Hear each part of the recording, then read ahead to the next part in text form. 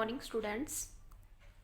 आज हम +2 class physics के यूनिट नंबर 3 जिसका चैप्टर नंबर 3 है, उसमें टॉपिक है मूविंग कोयल गैल्वेनोमीटर।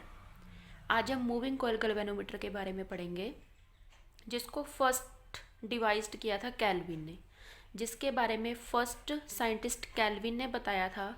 उसके बाद इसको मॉडिफाई किया गया और मॉडिफाइड करने के बाद डी आर्सोनेबल ने इसे बताया। इसको हम अमेरिकन टाइप गैल्वेनोमीटर भी बोलते हैं। उसके बाद है इसका principle. When a current carrying coil is a placed in magnetic field it experience a torque. कहते जब हम किसी कंडक्टर को या किसी कोयल को, जो कोयल कैरी कर रही हो करंट, जब हम उसको किस में रखते हैं, मैग्नेटिक फील्ड के बीच में रखते हैं, तब उसमें क्या लगता है, टॉर्क लगता है। ठीक है, कहने का मतलब क्या है कि जब कोई कोयल करंट कैरी कर रही होती है, हम उनको पोल्स ऑफ द मैग्नेट के बीच में रखते हैं, north and south pole. North and south pole का काम क्या होता है, मैग्नेटिक फील्ड को प्रोड्यूस करना। जब हम इस कोयल को मैग्नेटिक फील्ड के पोल्स के अंदर रखते हैं तो उसमें क्या लगता है, उस कोयल में टॉर्क लगता है। टॉर्क मतलब वो रोटेट करना स्टार्ट कर देती है। उसके बाद हम इसके कंस्ट्रक्शन के बारे में पढ़ेंगे। ये हमारे पास कोई सॉफ्ट आयरन कोर है। मान लीजिए कि ये हमारे पास कोर है जिसके ऊपर हमने किसी तार को लपेटा हुआ है। वो तार मान लीजिए कोई कॉपर की वायर है, क्योंकि कॉपर की जो वायर होती है वो करंट को इजीली कैरी करती है। तो इसलिए मान लीजिए हमने इसके ऊपर एक कोयल की फॉर्म में कॉपर की वायर को लपेटा हुआ है। उसके बाद क्या किया हमने, मान लीजिए जो हमारे पास कोई रेक्टेंगुलर कोयल है ABCD, जो क्या कैरी कर रही है, करंट कैरी कर रही है इन द डाउनवर्ड डायरेक्शन में। ठीक है, उसके बाद इस कोयल के एक सिरे को हमने लगा दिया है, यहाँ पे एक लगा है टोरोजन हेड। एक सिरे पर टोरोजन हेड लगा है, इसको हम नीडल भी बोलते हैं। और जो कोयल का दूसरा सिरा है उसमें लगा है हमारे पास हेयर स्प्रिंग लगा है। इसको क्या बोलते हैं, हेयर स्प्रिंग। ये हमारे पास जो है ये है सॉफ्ट आयरन कोर। और ये क्या है, हमारे पास कॉपर वायर की हमने एक कॉपर वायर लपेटी हुई है, जिसको हमने क्या नाम दिया, कोयल है ये। ठीक है, उसके बाद हमने इसको पूरे को हमने किसके बीच में रखा है, मैग्नेट पोल्स के अंदर, north pole and south pole. उसके बाद इस पूरा हमारा ये गैल्वेनोमीटर है, इसको हमने रख दिया एक अंदर नॉन मेटालिक फ्रेम के अंदर रख दिया। किसके अंदर रख दिया, पूरे गैल्वेनोमीटर प्रोसेस को ये नॉन मेटालिक फ्रेम के अंदर। अब क्या है, ये जो कोयल का एक सिरा हमने ट्रोजन हेड के साथ लगाया है, वो किसके साथ लगाया हमने, कौन सी वायर यूज़ किया हमने वहाँ पे, फास्फर ब्रोंज स्ट्रिप। ये पूरे कोयल को हमने हैंग किया है, लटकाया है, ऊपर इसके निडल लगी है और इसको हमने लटकाया है फास्फोर ब्रोंज स्ट्रिप के साथ। ब्रोंज वायर क्यों यूज़ किया हमने, क्योंकि ब्रोंज वायर ज़्यादा स्ट्रॉन्गली है, वो इजीली टूटती नहीं है। ठीक है, उसके बाद हमने ये पूरा मूविंग कॉइल गैल्वेनोमीटर बनाया, इसको हमने लेवल किया है with the help of leveling screw. मतलब हमने इसको किस पे रखा हुआ है, लेवलिंग स्क्रू की हेल्प ली है हमने इस पूरे प्रोसेस को रखने के लिए। ठीक है, और क्या है इसमें, अब ये पूरा हमारे पास सर्किट तैयार हो गया। इसमें हमने जो करंट प्रोवाइड किया है वो प्रोवाइड किया है with the help of wires. तब हम इसके एक सिरे को पीछे से लगा देते हैं, एक सिरे को T1 वायर लगा देते हैं। ठीक है, और सेकंड वायर को हम जोड़ देते हैं यहाँ पे T2 वायर के साथ। ये हमने T1 एंड T2 वायर्स लगाई है, ताकि वायर्स की ज़रूरत क्यों पड़ी हमें, करंट को पास करवाने के लिए। जब हम यहाँ से स्विच ऑन कर देंगे तो क्या होगा, इसमें करंट कैरी होगा। और जो करंट कैरी होगा तब हमने इस बॉक्स को किसके बीच में रखा हुआ है, पोल्स ऑफ द मैग्नेट। जब करंट इसमें कैरी होना स्टार्ट होगा तब इसमें क्या लगेगी, टॉर्क लगेगी। ओके, तो हमने इसकी डायग्राम बना ली। कंस्ट्रक्शन में हमने क्या लिखना है कि it consist of coil A B C D suspended between the poles of the permanent magnet. यही किया था हमने कि हमारे पास एक कॉयल थी ए बी सी डी, जिसको हमने नाम दिया था रेक्टेंगुलर कॉयल, सस्पेंड की है नॉर्थ एंड साउथ पोल के बीच में। उसके बाद the coil is bound on non metallic frame and has a central soft iron core. हमें पता है कि कोर के पास एक क्या था, बीच में सॉफ्ट आयरन कोर था। उसके बाद the one end of the coil is suspended from the torsion head with the phosphor bronze wire. The other end of the coil is attached to hair spring. कि जो कोयल का एक सिरा था वो हमने ट्रोजन हेड के साथ लगाया हुआ है।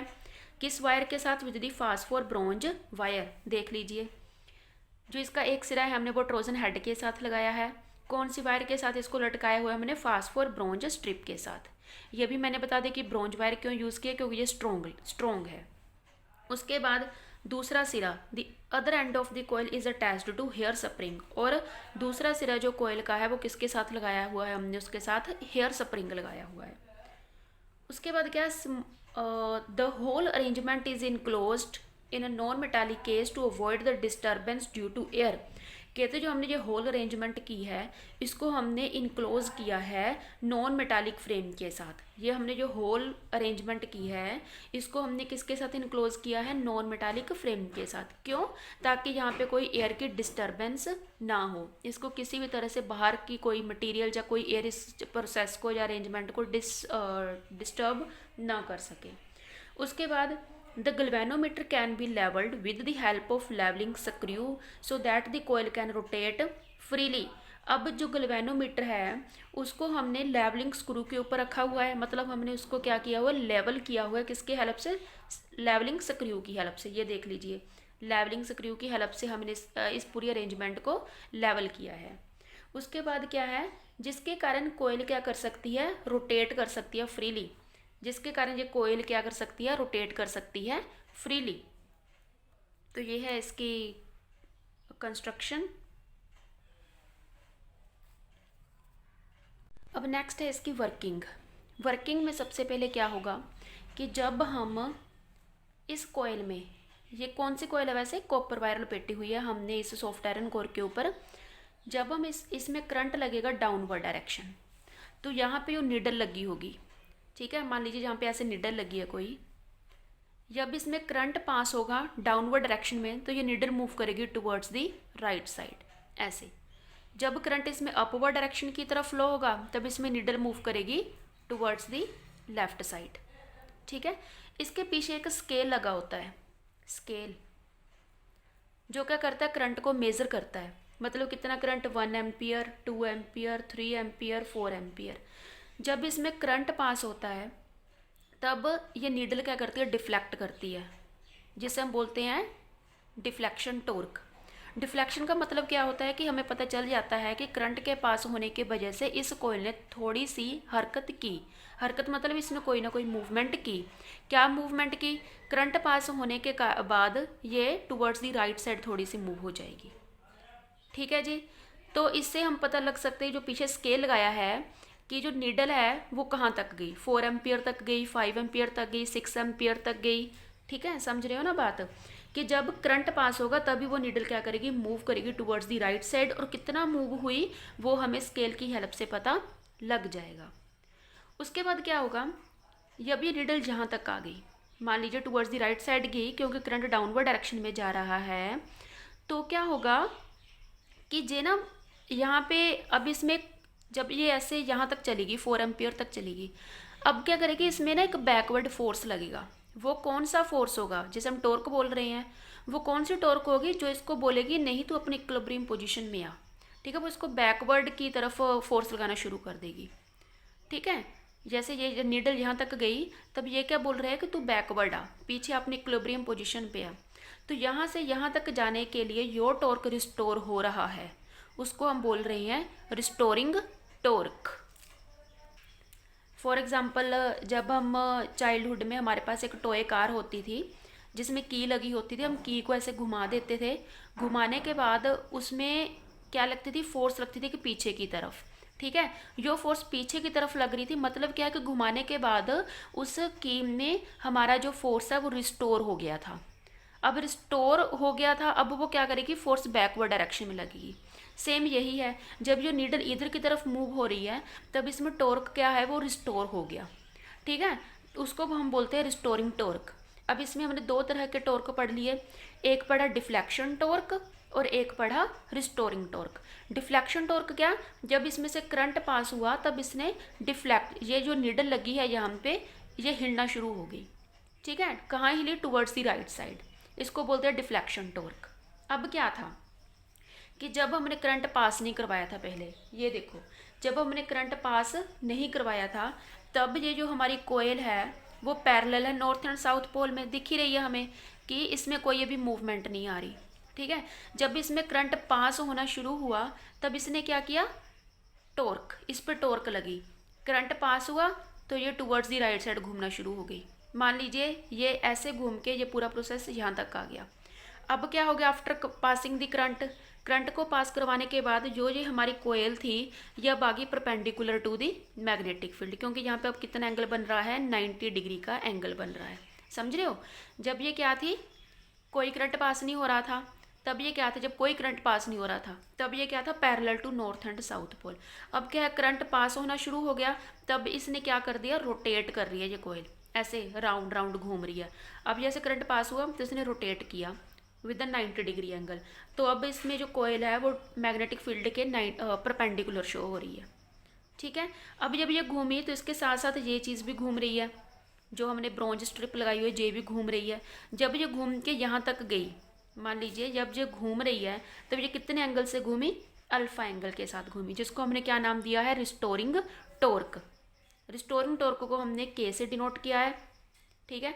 और जो घूम के ये यहाँ तक, मान लीजिए यहाँ तक निडल गई यहाँ तक, तो इसने एंगल कौन सा बनाया था, अल्फा एंगल, तो इसको हमने नाम दे दिया के अल्फा, ठीक है। अब ये हेयर स्प्रिंग क्यों लगी है यहाँ पे, इसका क्या काम है, जब नीडल यहाँ तक घूम के चली गई, जो उसमें टॉर्क रिस्टोर हो गई थी, ये हेयर स्प्रिंग क्या करेगी, उसको पीछे उसके ओरिजिनल पोजीशन में लाने के लिए उसकी हेल्प करेगी। ये हेयर स्प्रिंग क्या करेगी कि जितनी नीडल चली गई आगे, ये बोलेगी नहीं तो अपने इक्विलिब्रियम पोजीशन पे आ जा, जब पीछे की तरफ फोर्स लगाना शुरू कर देगी हेयर स्प्रिंग, ठीक है। अब थ्योरी आगे, मैंने आपको वर्किंग बता दी, थ्योरी बोल लीजिए, जो वर्किंग बोल लीजिए इसको। जो मैंने बोला कि हमारे पास जो रेक्टेंगुलर कोयल थी ABCD, वो काफ़ी नंबर ऑफ टर्न्स लपेटी हुई है, तब हमने बोल दिया उसको कि ये कितने नंबर ऑफ टर्न्स लपेटी है, n टर्न्स लपेटी है, ठीक है। जो ABCD है कोयल, कैसे रखी थी हमने, ABCD, AB और CD पैरेलल है, लेंथ है, एंड AC एंड BD उसकी क्या है, ब्रेड्थ है, ठीक है। मतलब लेंथ इंटू ब्रेड्थ उसका क्या हो गया, एरिया हो गया। अब उसके बाद initially before passing the current through the galvanometer, galvanometer में करंट पास करने से पहले जो प्लेन ऑफ द कोयल है, मैंने आपको बताया वो पैरेलल है मैग्नेटिक फील्ड के। जब हमने उसमें करंट पास कर दिया तब क्या होगा, उसमें एक फोर्स लगेगी AB एंड CD आर्म्स पर, जो क्या होगी, यहाँ पर AB एंड CD आर्म्स पे फोर्स लगेगी जो कि होगी equal and opposite and cancel to each other. ये देखिए next, deflecting torque is equal to restoring torque. अब आपको समझ में आ गया होगा डिफ्लेक्टिंग किसे बोलते हैं और रिस्टोरिंग। डिफ्लेक्टिंग जहाँ पे जो करंट पास होता है तब वो निडल कोई ना कोई मूवमेंट करती है, ठीक है। रिस्टोर क्या है, जब वो निडल घूम के चली गई, ठीक है, उसमें क्या होगा, टॉर्क रिस्टोर हो गया। अब डिफ्लेक्टिंग टॉर्क हमने लिखा है NBI L cross B cos alpha. क्यों कोज अल्फा, क्यों, जब वो parallel to the north pole है, जब वो parallel to the north pole है, ऐसे है कोयल, यहाँ पे नॉर्थ और यहाँ पे साउथ। डिफ्लेक्टिंग टॉर्क मतलब अभी उसने सिर्फ मूवमेंट ही किया, हमें पता चल गया कि इसमें करंट पास हुआ, तो मतलब ये प्लेन ऑफ द कोयल किसके पैरेलल है, north and south pole. Parallel मतलब कोज 0 डिग्री, ठीक है। तो कोज 0 डिग्री मतलब कोज 0 1, N क्या, नंबर ऑफ टर्न्स, B क्या है, strength of magnetic field, I क्या है, जो इस कोयल में करंट पास हो रहा है, L इंटू B क्या है, एरिया, ठीक है, तो ये हो गया इज इक्वल टू के अल्फ़ा। के अल्फ़ा आपको पता है जितने एंगल से वो मूव हुई थी, अल्फ़ा एंगल, रिस्टोरिंग टॉर्क के। तो ये आ गया NBIA इज इक्वल टू के अल्फ़ा। तो क्योंकि हमने ये सारी प्रोसेस करंट के ऊपर किया, क्योंकि जो उसके ऊपर एक स्केल लगा होता है, जिसके ऊपर एक स्केल लगा होता है वो क्या करता है, करंट को मेज़र करता है। ठीक है, तो करंट की वैल्यू क्या आ गई इसमें, K alpha divided by NBA, और I is equal to G alpha. G क्या है, गैल्वेनोमीटर कांस्टेंट। जी की वैल्यू क्या है, K is equal to NBA, and G क्या है, गैल्वेनोमीटर कांस्टेंट। ठीक है जी। उसके बाद इस इक्वेशन से हमें क्या पता लग रहा है कि ये तो होगी कांस्टेंट की वैल्यू, आई है वो किस पर डिपेंड कर रहा है, अल्फ़ा के ऊपर। इसका मतलब क्या हुआ कि जो मूविंग कॉइल गैल्वेनोमीटर वो करंट को मेजर करने के काम आती है, और करंट किसके डायरेक्टली प्रोपोर्शनल है, रिस्टोरिंग टॉर्क। रिस्टोरिंग टॉर्क कि जितना ज़्यादा करंट लगेगा उस कोयल पर, ठीक है, उतना ज़्यादा निडल मूव होगी, और जितना कम करंट लगेगा उतनी कम निडल मूव होगी। यह है हमारा मूविंग कोयल गैल्वेनोमीटर का एक्सप्रेशन।